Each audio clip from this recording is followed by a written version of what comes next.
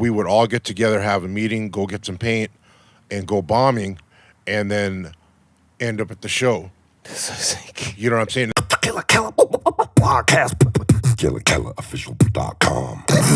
THTC, the UK's leading ethical streetwear label. Organically grown and ethically built garments from hemp, organic cotton, and other sustainable materials. 2019 is their 20th anniversary year. Join me with THTC as a Killer Keller podcast sponsor celebrating music, social activism, hemp, and street culture. THTC, eco-fashion redefined since 1999. Instagram UK Frontline. 101.4 FM, 24 hours a day, all genres. FlexFM.co.uk.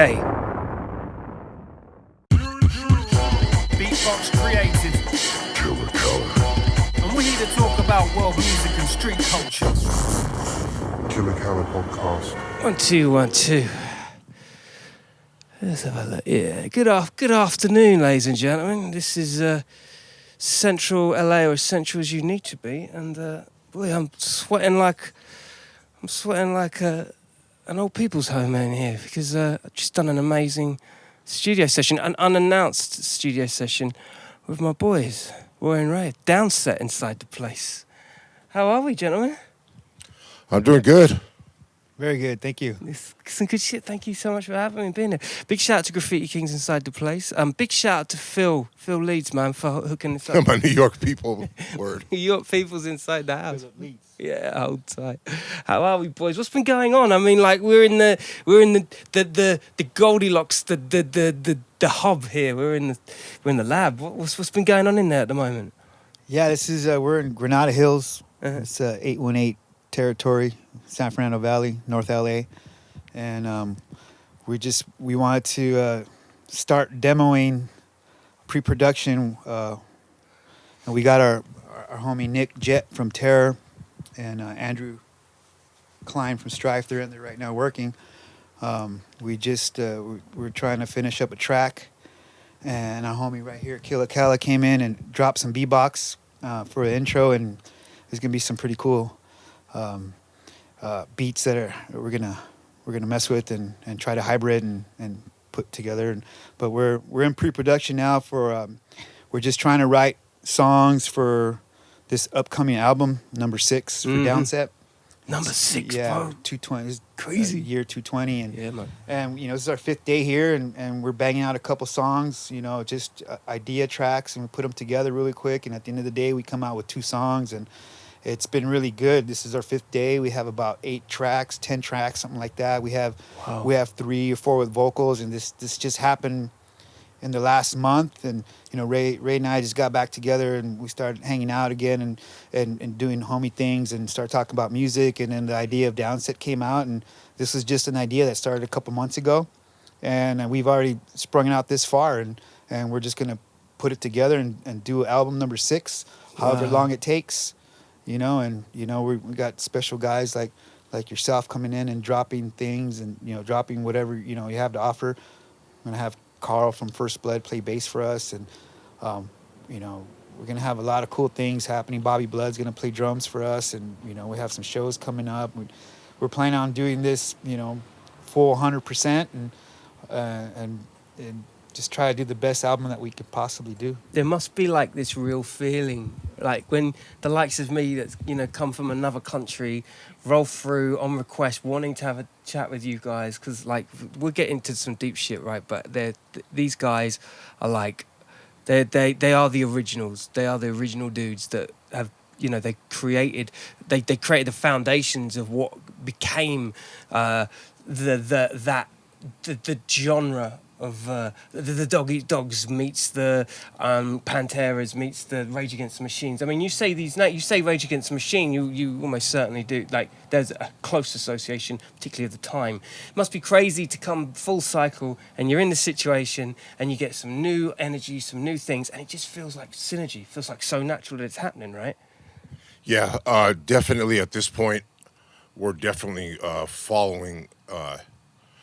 My whole approach to this whole record is practical qualities, just with heavy music and hip hop.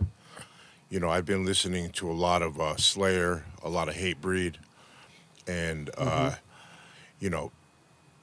with hip hop, I've pretty much been listening to like WuTang and stuff like that, and so we're just trying to hybrid unique qualities that we have to offer at this point. We have so much experience with the style that you know, it's going to be really interesting to see where the transition is. And like Ro was saying, like we're in pre-production right now, and we're initially touching the essential qualities of the release. And it's like we can already see what this is going to turn into, man. It's just going to be, really hybrid quality 2020, 2023. And there's something really. It's like a new kind of confidence. Like when I was seeing you guys in there, like, and you were explaining, Roy, like the circumstances in which you were, you know, when we started off, you're like, yeah, we're just trying this out. You know, there's no pressure. We're doing, like, dude, it just felt like in there is like, yo, for me to jump in it, I'm like, yeah, because their vibe was like, yeah. You guys are on it. You guys are on it. It's taken a long time to create vibes this way. And the reason why I think today it's been, you know, and these sessions have been coming a lot more natural and easy is because right now we're not on any labels. We're paying for all this ourselves. So there is no time clock. We're not looking at a clock. I mean, eventually there's time that you have to pay, but for a time clock with a release or a label, you know, it's different. It's like when we first created Downset, we did it with no pressure and we did it at our time and we did it because we're having fun. Yeah. So and it just feels like that now, again, because you know we're doing it at our pace, you know, and then so anybody, you know, it's a big collaboration because we need help, you know, we need help with a lot of people when it's writing, whether it's, you know, putting together an album and the logistics of things. So, you know, I have buddies that, you know, are coming over and doing their thing, and as far as like dropping, you know, drum beats or guitars or like yourself, and want to create an environment that's when people walk in, they don't feel that stress energy and everybody's like, you know, looking sideways, and, you know, it's just, you know, everybody can be free to do what they want. And that's what the environment that we're trying to create is to, you know, when people come in and sit down, they can express whatever their idea is, and we're going to listen to it and try it and then hear it, listen to it, and then give our opinion instead of, you know, or that's just what it's taken a long time to get to this point. And I guess out of, you know, the albums that we've, you know, experienced, and we've experienced different types of albums and creating in different environments. So, you know, I think it's, after doing this for a while now, I think it's we've created that kind of relaxed atmosphere. For real. Ray, like with regards to the history of the band, because, you know, with the hiatus that you guys had, there'll be many people that are watching this now and listening to it that are not familiar with the journey that you guys took. So, I mean, I remember it. Yeah, I mean, but I was conduit to MTV of the time, you know. So explain a little bit about the journey pre 96, I guess, 94, 96, right? Pretty much Downset is from the streets, man. Yeah. You know what I'm saying? You know, I've been doing graffiti since about 1982, and early at that period of time, I was also into punk rock. So I was able to be there at a period of time when I was like a little kid, like a boy, like rolling out in like Hollywood, the Valley, South Central, and it had a lot to do with my history with the hip hop movement and the punk rock movement in Los Angeles.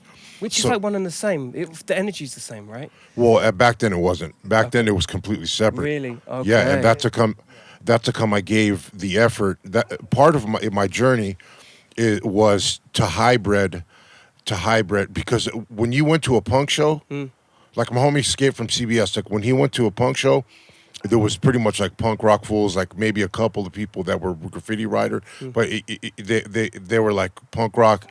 Punk rock is a separate movement, and hip hop is a separate movement. So that's that's a part of the movement in the journey you're talking about. So about that period of time, what happened is that I started hybriding just my lifestyle. Yeah. Like what we would do is we'd have meetings with the crew, and then we'd go, and then, you know, Suicidal Tendencies, DI, 7 Seconds, Beowulf, Youth of Today, Bad Religion, whoever was playing at that period of time, we would all get together, have a meeting, go get some paint, and go bombing, and then end up at the show. So sick. You know what I'm saying? And this was happening, dude. This was happening between like 1985 and 87. What? So What at did you just write? At that period of time, that is how this whole thing with Downset developed. Can you give away your name back then, your Graff name? No, I'm shot one from UTI. I got nothing to hide. Okay, dope. You know, the DA and whoever can try to slap a case against me, it doesn't even matter. Yeah, dope. As you were, sorry, I'm a fucking Graff fan, as a lot of these guys know. I do, the predominantly Graff is all about this. So you know, when you ask me to describe the journey, that's pretty much where it started to develop, which was like. And with me, just because of who I was able to touch base, because there were people who wanted things separate, but there were also people who wanted to hybrid things, like people who were involved with skateboarding, people who were going to punk shows, people who were involved with the hip hop movement. Just with me myself, I was able to gravitate towards like all kinds of different people at that period of time, and nobody was getting down like that. There was a couple of people in Los Angeles who were really, really there and really involved. Like when I mean involved, I'm not just talking about going to a show. I'm talking about making the shows, doing the shows, you know, going and getting your paint, going to the yards, rocking the bus lines, and rocking the MTA, and doing what we were doing at an early period of time. So initially the most significant time was probably between 86 and 89. Like here in Los Angeles, it was just like, I seen it happening way before a lot of people did. Really. Yeah, for sure. So your ear and eyes were on the ground like at a super early age, and like you were saying, there wasn't an association. So was there an association with hip hop within the Graff, or was it like a separate movement? Did it feel like anyone could be involved? Like you were talking about punk and stuff, and well, for us, we didn't care, dude. If you wanted to go paint, if you wanted to go skating, if you wanted to go to a hardcore show, if you wanted to go DJ, like whoever was willing to take the time to accumulate the resources so that we can produce the actual work and artwork, those were the people that we were getting that's down with. incredible. I love the fact, it's became an because people talk all day, but unless you're willing to go to the yards and paint, unless you're willing to go rock the buses, unless you're willing to like with Roy, it's like to see him accumulate resources and maximize the potentiality for any project itself. Like that's what it requires. You have to be out here. You have to be out here putting things together and taking the time, and because you believe in the culture, man. You believe in the science of hip hop, hardcore, whatever you want to call it. Like it's just a science, man. If you're going to take the time to really accumulate the resources and make this happen, that's what it requires. 100%. With you guys, is there a so there is a dynamic in which you guys work. So would you say you're more of the constructor, the constructor of this side of the Downset movement at that time and onwards? When we first started this band, it was just Ray and I with an idea. Ray had the idea that he wanted to hard rap over some heavy riffs, and at the time I was just really into like Black Sabbath and Judas Priest, and then sick of it all. And when he told me that, I was like, okay, I think I can try. I wasn't. Then Body Count was around, and so at that time, it was just it was me trying to figure out how am I going to get this together. And back in those days, and that was in 1990, 91 when he came up with the ideas. I want to rap on some heavy riffs. I'm thinking, okay, how am I going to put this together? And it was just putting my mind together. And so we had another band called Social Justice. called Chris Lee, the drummer, and said, hey, you know, he was also a graffiti artist, and he was into hip hop, punk, hardcore. I think a lot of the things that gelled everybody together in those scenes was because everybody were to do it themselves. DIY. It was DIY. So I think a lot of people, like the punk rockers and the graffiti artists and the hip hoppers, had that common ground to meet. And, you know, because you know, I know the punk rockers, they love to do a lot of murals, and then, you know, kind of Dogtown shit. It was all right? kinds of So, but to the way I felt that I brought it together in the beginning was just bringing the drummer aboard, and then he started with some beats on a 4-track, and in those days we had an Elysis and a 4-track rolling. Classic and, shit. You know, and that's how it started. These days, you know, I've been in a good 20 bands, and this is my 77th album, I think. Wow. And so after doing all those, after putting together all those types of projects, I've learned how to quickly you know, put together my resources and all the contacts and the people that I've met, and you know, I've nurtured my contacts and throughout the years, and you know, I've just had, you know, a lot of people that have my back and help me out, and sometimes you have to call for your favors, and this is one of those cases where, you know, we don't have all the money in the world to be in here every day to do pre-production, but you know, Ray has a lot of contacts too. You know, growing up, you know, doing the Downset albums, all the touring that we've done, and different bands. We have, you know, our friends mostly that we've met that we've brought up, that we were brought up with together, are still around, like Andrew. You know, and he, you know, he will always help us out, or I'll help him out whenever he needs something with his band, you know, or recordings, and so. I've gotten good at it throughout the years. I had to learn how, or else I'd be wasting my money. And you know, so that's, I would say, around now. You know, we're just putting our resources together, Ray and I. And basically, it's, you know, that's how you came aboard. You know, Ray. You know, with Ray, and you know, Philip Leeds, a homie. So it's like. New York, New York. New York people. It's that's an area of the world which is not going down in price right now. You know what I mean? It's going up, bro. I always admire a true like originator that still creates within the space that he came up in, because these areas, you know, they gentrify. They you know, it can make you feel. Disenfranchised, especially from a creative's point of view, right? For sure. You guys must have seen a lot of this come through in ebbs and flows, New York-wise, right? And LA more so. You know what goes on in New York is, you know, in New York. You know, I'm not from New York. I'm from Los Angeles. Right, yeah, that's right. Yeah. But you know, I have a lot of friends and you know, family, people I consider family. You know, gentrification is a pretty substantial political, a contemporary political concern of a lot of people, and we've seen its effects on the society, etc. Yeah. And even here in Los Angeles, the same thing's happening. But whatever the political or social circumstances are of the era, you know, it's not going to stop what we're doing here.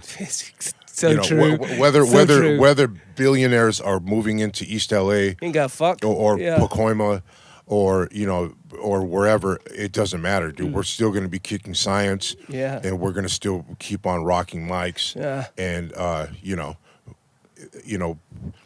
even if when you see all of the stuff that's going on, even in a place like Brixton, you know what I'm saying? It's just like it's not going to stop London from representing for the culture. It's people true. are going to keep on rocking, bro. If you really believe in it, you're just going to keep it riding. Yeah, that's right. Yeah. And also, like you were saying about people galvanizing to a project, maybe not so much as back in the day, but I love the fact that creatives, they come together. You know what I mean? Back in the day, and I'm going to talk as far as my back in the day, you understand? Like, it was not a spectator sport. This shit was, you get involved. It's an athleticism in this. You know, be the best. Be the best beatboxer, be the best DJ, be the best. Jump and grab your shit, you know. Do you think that still exists? Do you think that still exists in 2020 in the same way? Yeah, for sure. Yeah. You know, I run with a crew called UTI, dude. We've been together since 1986, and no matter what happens, we're still, like I told you, it's like we're still kicking science. We don't bite. We don't jock nobody. We respect people. But if you're really dedicated to the craft that you're involved in, like, you know what I'm saying? There's my peace book. I'm still burning in my peace books. You know what I'm saying? Can we just? Can we maybe? Just, Yeah. That's just for the heads, for the visual heads. Yeah. Straight up, no fucking about. Look. You know, we're still out here. We're painting. Still out here. Still out here. You know. Huh? We're still out here.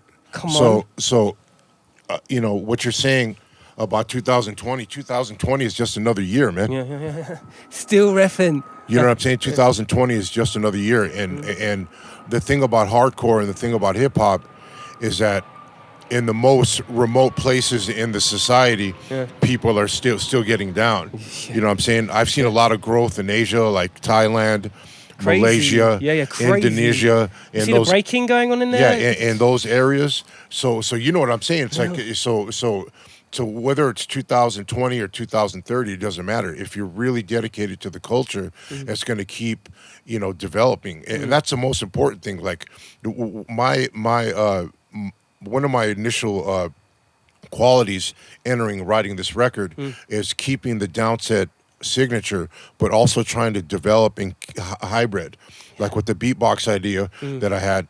You know, I really wanted to hybrid that with some dope, really heavy, dark, rhythmic music. Yeah. You know, so whether it's 2020 or whatever, we're just going to keep it going. Yeah. You know, my crew, we're still having meetings, we're still painting, we're still on all formats and level, we're still getting down, dude. Still active, Yeah. still on it. You have to be, man. If you have any integrity for the culture, your crew, the heritage of what it is that you've done in the past, you're going to keep it going. Why are you going to stop, you know? Yeah.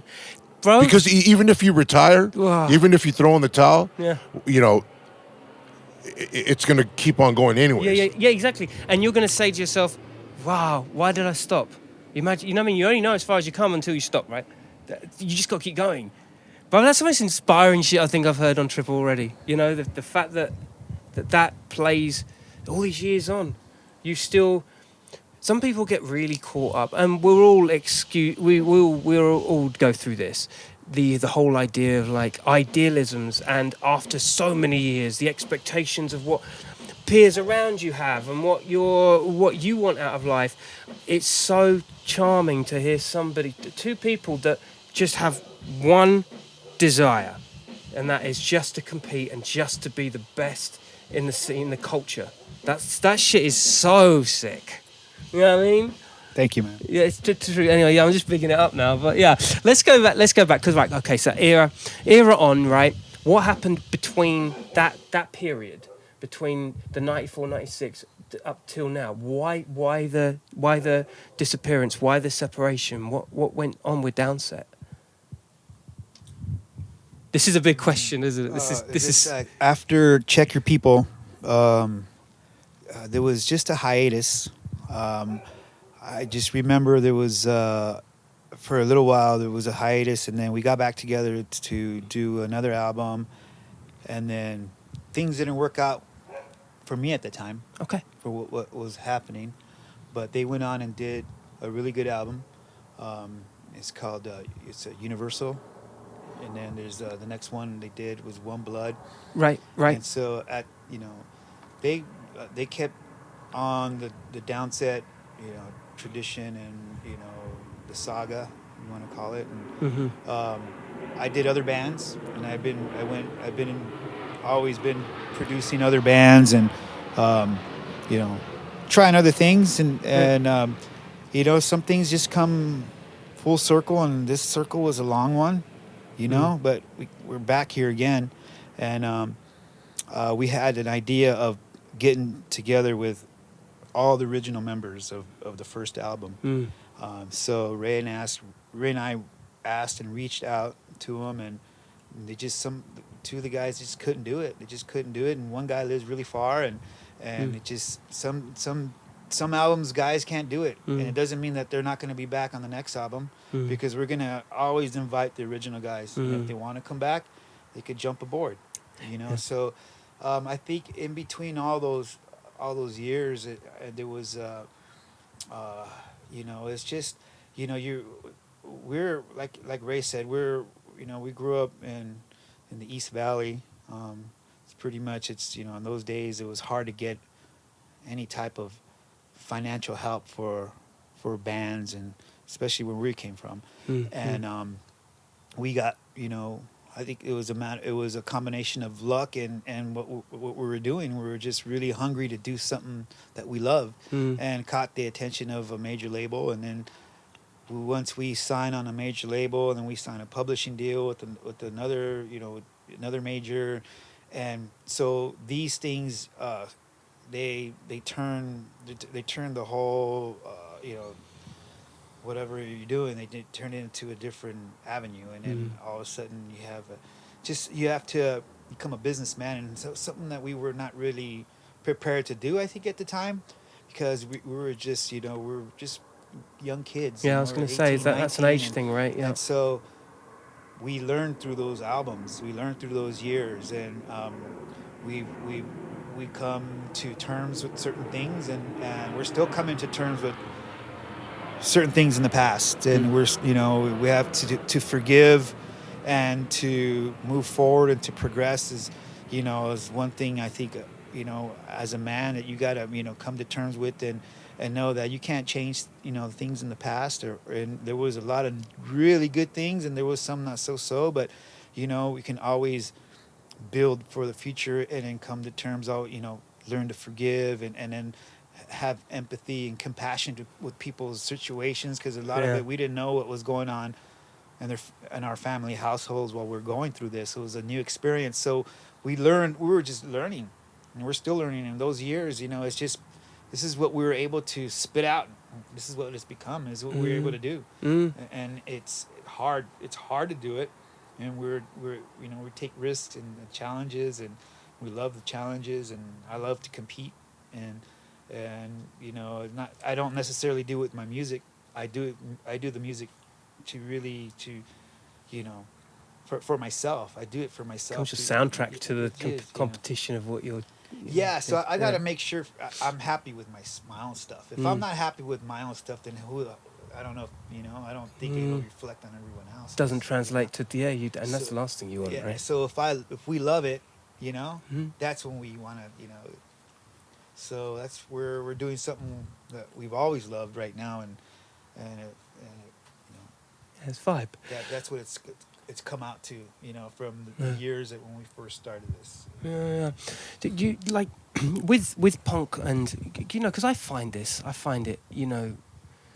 when you're in the arena of the studio, it's like there's a self-challenge, and there's an aggression, and there's a thing that synergy locks into for a moment. When you're coming up in a band, and you're young, and you're going through those stages, those anxieties and those things that may have seen the family environment unstable, or the friendship within the band unstable, do you feel like a lot of that translation into punk or into rap actually has a real positive effect, like all that anger and like attack?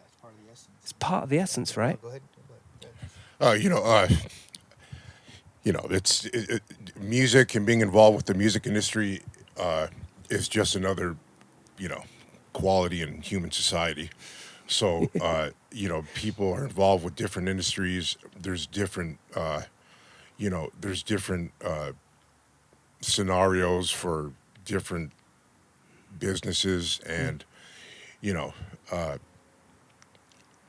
with hip hop and punk rock or hardcore, whatever you want it to call it, it's just people are once you take all those labels away from away from yourself, you're a person, you're involved with your own decisions to be involved with that industry, and you have to do your best in your involvement there.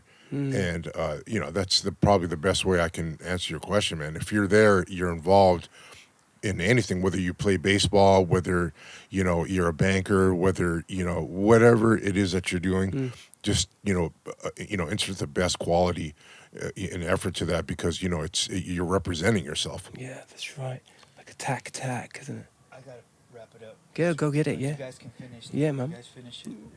Yeah, no worries. Because I gotta go out of town. Oh, you going out of town? Nick has a show tomorrow.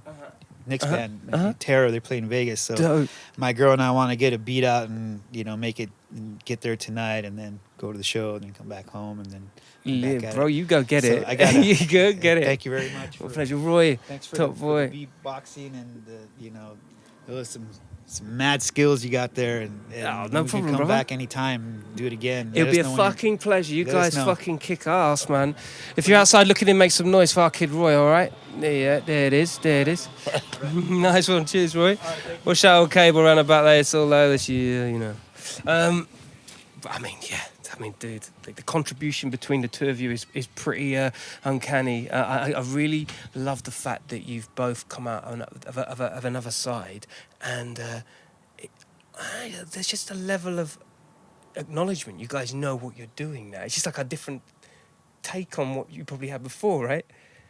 I think that me and Roy just are able to project the practical qualities of Downset. We're really we understand what Downset is, what is necessary.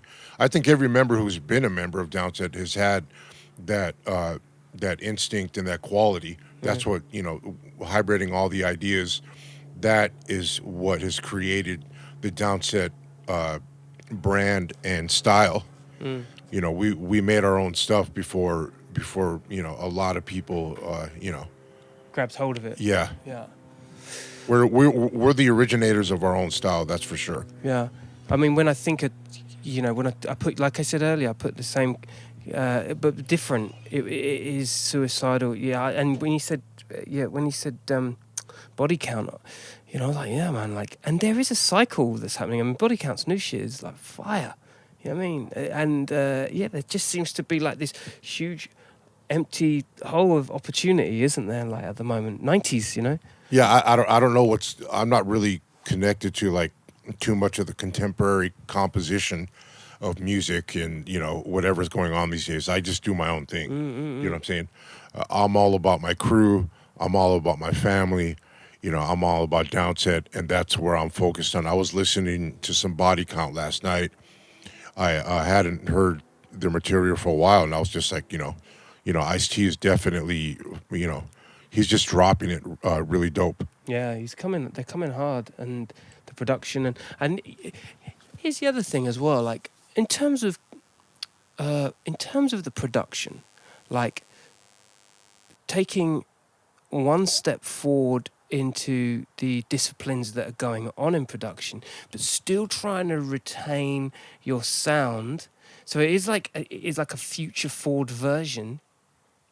Has that been a challenge at the moment? For us, I think for Downset, it kind of comes down to a couple of essential qualities. Number one is like the hooks, the choruses. If you think about like ritual, empower, anger, falling off, like the quality of the chorus and the intro hooks and the outro hooks. Yeah. Like that's always been a quality that Downset has had to offer.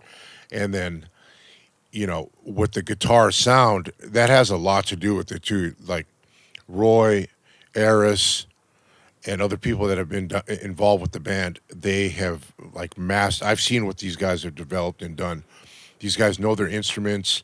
They know all the equipment they're working with.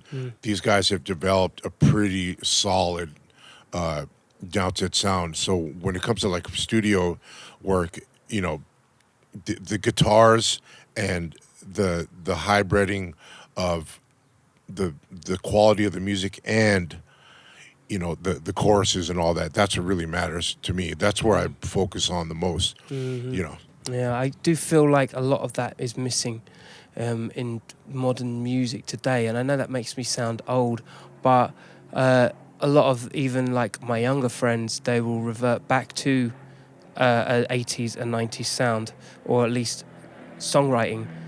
And I don't know how much that influences them, but they always seem to go back to it as if like that was the authenticity was there, and it wasn't just like an 8-bar loop of beat. It was, there was more substance to it. You know what I mean? Yeah,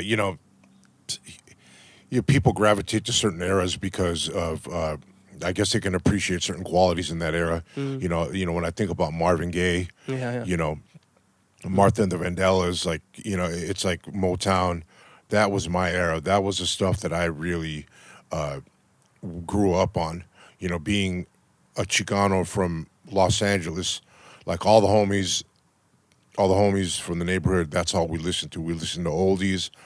And before then, you know, we started listening to hip hop and stuff like that. But that happened like in the early and mid 80s. But before that, we were listening to just pretty much Motown and soul, you know. So there's qualities that era has to offer, and that, you know, that are different from now. Not that R&B and black music is not the same right now, but you know, there was a certain vibe and quality from that era that so, you know, reaching back and you know, absorbing certain qualities from a different era, that's normal. Yeah, you know? I think that is normal, isn't it? That's what young people do as much as older people. I think I don't see. I hear people. I hear people talking about like the 80s and 90s all the time. And to me, like, I'm going back to, like, in my own roots, I go back all the way to like the 60s. You know, By oldies. default, Yeah, for sure. Because that's what my parents listened to. Yeah. And it's strange how that, because that's the same with my pops. My dad, he got into some Led Zeppelin. He got into some Free. And, you know, my mum was into, like, Michael Jackson and Barry White and things like that. Yes, so am I. Yeah, right? So, like, when you... Like the Off the Wall record's like one of my favorite records of all time, man. Crazy. And, like, I wouldn't have said that when I was 16. All I wanted was heavy hip hop, mostly New York, like heavy hip hop. But now, as I've matured, I see things in a very different, the composition to songs in a very different way. And often I feel like maybe hip hop doesn't do it for me in the same way as other genres do as I've got older. Maybe it's just I've eaten a lot of that pie. You know what I mean? The last real hip hop that I was, you know, ever really interested in was WuTang. Yeah. And while during the early 90s, what happened is a lot of people at that period of time, like I was working with Def Jam, and you know, a lot of people who were involved with New York. We kind of merged from LA to New York, and I started getting like a hands-on observation of what, you know, Philip is like was a part of that. And you know, I started to really get a close-up look on New York hip-hop and New York rap. And it was fascinating to me because it was from the streets, and so am I, you know. And, you know, the last real group that I really got into was just like Wu-Tang because, you know, it's just appealing to me. Yeah, and Jay-Z too, man. I got to give it up for Jay-Z. I think that you know, it's just... He's a dope MC, man. His styles are def. You know, like I have an appreciation for black music, and not that Jay-Z only appeals to black people, but like listening to, like, going back to like Marvin Gaye, going back to the 70s with Bob Marley, those qualities in black music to me, like I feel, and when I hear like Wu-Tang and Jay-Z, like I can feel that in their stuff. 100%. The identity within their sounds. I mean, I remember when Jay-Z first came, it was like, what aren't you gonna do? Do you know what I mean? He was doing the whole iggity thing, you know, which was kind of the flavour of the day, you know, with the Dars effects and whatnot of the world. But he just had that high-pitched kind of different voice that really cut through, and then all of a sudden, it just, it's an identity, isn't it? And sometimes I mean, this is where, you know, age comes into play, I think. But we lose sight. Well, I do anyway. Sometimes lose sight of what is identifiable about individual acts. I mean, there's Post Malones and there's Trippie Reds and the JPEG Mafias and horrors and that. But there's a lot of other copycats that you lose vision for. Do you know what I mean? Yeah, you know, actually, I don't know what you mean because it's like out of the names you just said, like the only one that I've heard of is Post Malone. Yeah, okay, like, okay. Right. People have been giving me that material, and I've listened to it. You know, it's good stuff. You know, I'm not hating on anybody's stuff. Yeah, I get you. It's just, you know what I'm saying. It's just I tell you what. I tell you who if from my humblest opinion, what I think you would fuck with. I think out of all the acts, I would say maybe JPEG Mafia, Horror, which is H090909. They got this kind of punk hybrid thing going on, and Bob Vylan as well from England. You like that's just on a side note, but yeah, because and that's why again I can't help but feel like it's your time. Do you know what I mean? It's your time to just blow and do these new things again. That do you know what I mean? Yeah, right now it's for people who appreciate and like Downset and want to hear Downset records. It's like when you were talking about the hiatus period. Like Downset is something that's never going to go away from me. It's a part of my life. People want to hear material, and this new era in Downset is definitely. We're in the studio. It's dope, bro. I've heard it. I just heard even the ideas alone. I'm just like, yo, this is some contender shit. That's what I'm talking about. All right, so Kella, man. Yeah, thanks a lot. You're out and you got things to do. You're a busy boy today, right? So I want to give a big ups to my people from New York City, Philip Leeds. Mm-hmm. Thank you very much for being there for us, offering support. Thanks a lot to Kella today, bro. Absolutely, man, for coming out all the way to LA, man. Yeah, OG. London, to LA, in order to do podcasts, bands. In order to keep rocking, in order to keep painting, you have to be dedicated. This is a sign of dedication. Peace. Enough respect. You know what it is. Killer Keller podcast, live and direct. Big shout out to Phil. Big shout out to all crew. And can we just take one quick look at this fucking... God damn it. Look. Lift that right up so the kids can see, man. Look at the fucking styles on this. Styles for days. If you ain't listening, if you ain't watching, you're listening. You get on this video right now and check out some of the heaviest shit right about now. Some fucking style refinements going on. You know what I mean? We're out here. UTI Crew, Los Angeles, West Coast. Hold tight. Killer Keller podcast. Stay lucky. Take care of yourselves. Nice. Peace.